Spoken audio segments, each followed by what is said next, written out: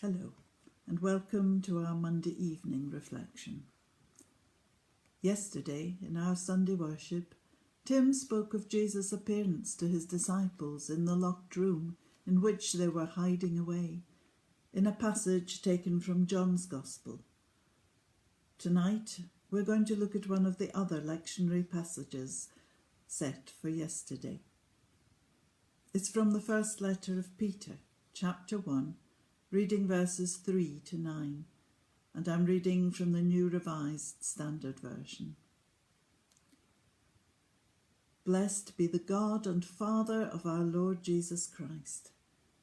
By his great mercy, he has given us a new birth into a living hope through the resurrection of Jesus Christ from the dead, and into an inheritance that is imperishable, undefiled, and unfading, kept in heaven for you, who are being protected by the power of God through faith for a salvation ready to be revealed in the last time. In this you rejoice, even if now for a little while you have had to suffer various trials, so that the genuineness of your faith, being more precious than gold, that though perishable is tested by fire, may be found to result in praise and glory and honour when Jesus Christ is revealed. Although you have not seen him, you love him, and even though you do not see him now, you believe in him, and rejoice with an indescribable and glorious joy, for you are receiving the outcome of your faith, the salvation of your souls. It's not the easiest of passages to get to grips with, not least because of the long and convoluted sentences that the author of this letter uses.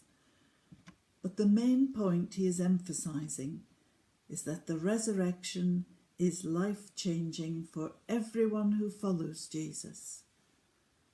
Through the resurrection of Jesus from the dead, we are given a new birth into a living hope and a new inheritance.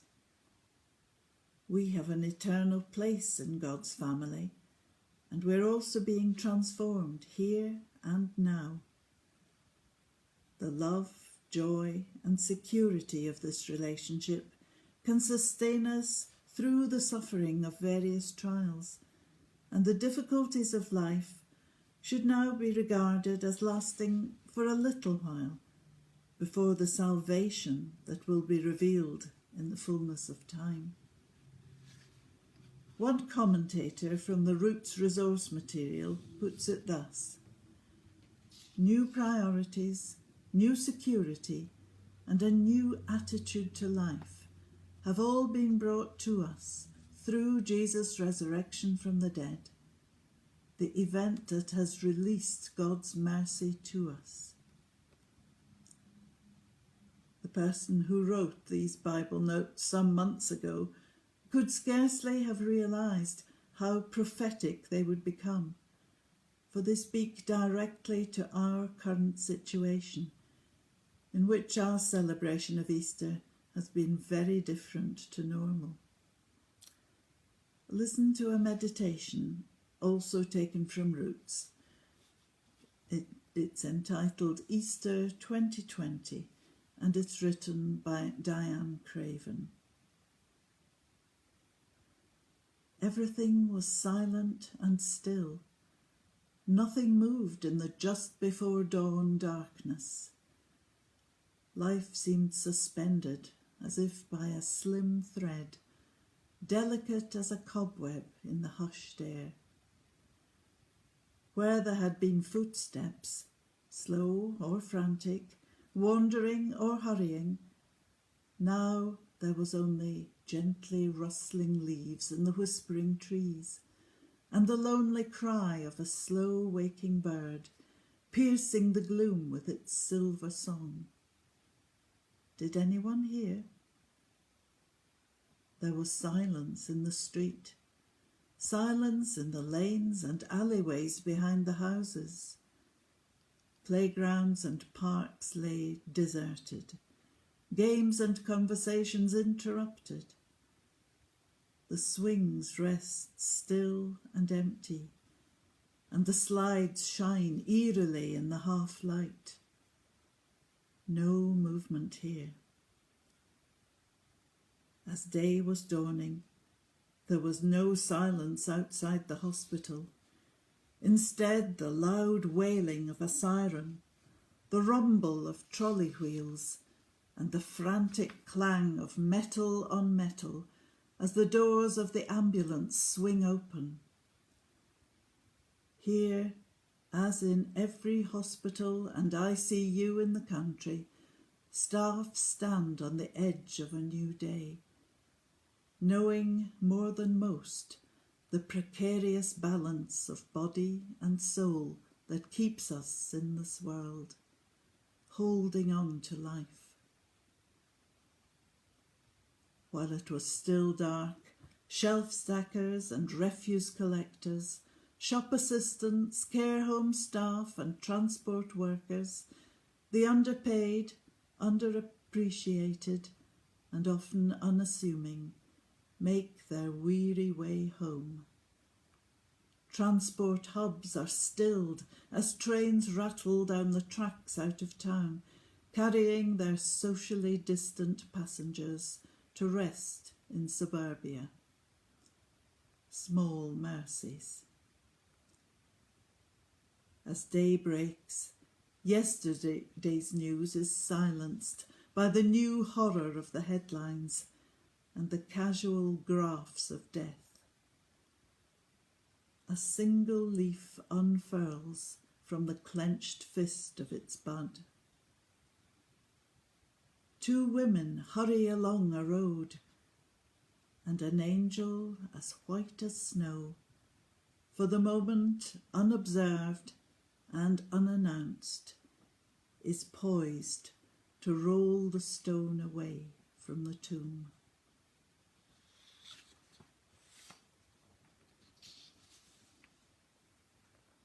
This Easter has been strange and very different to any we've previously experienced. But it is still Easter, and the message of new life remains at its very heart. New priorities, new security, and a new attitude to life have all been brought to us through Jesus' resurrection from the dead. The commentator from Roots says on that passage we read from Peter's first letter. As we eventually emerge from our isolation to a new life lived together, may we make that new life worthy of our Lord's sacrifice on the cross. So much of what has happened recently has been terrible, shocking, and frightening. But there has also been good. Quieter roads and skies mean less pollution. Working from home has proved to be a successful venture for many. And a new community spirit has emerged, and a new appreciation has arisen, not just for our health service workers, but also for those such as shelf stackers and rubbish collectors, and all the underpaid, unappreciated, and often unassuming, as Diane Craven describes them. As lockdown is released, will we rush to return to the fast-paced, frenetic life that we've left behind in recent weeks? Or will we find new priorities, new security, and a new attitude to life? New ways of living, kinder, more thoughtful and compassionate ways that embrace the need to care for our planet as well as all the people who inhabit it. I pray that we will take this opportunity to rebuild our world into a more just, respectful, peaceful, and loving place, where our dream and our goal is freedom, equality, and justice for all. And in the meantime, in our continuing exile, may we each find signs of new life that will sustain our hope as we wait. Amen. And we end with a prayer also by Diane Craven. King of love, we come to lay at your feet the costly offering of all that we have and all that we are. We are empty-handed. Meet us here. Give us courage for the week ahead and joy in the everyday hope around us.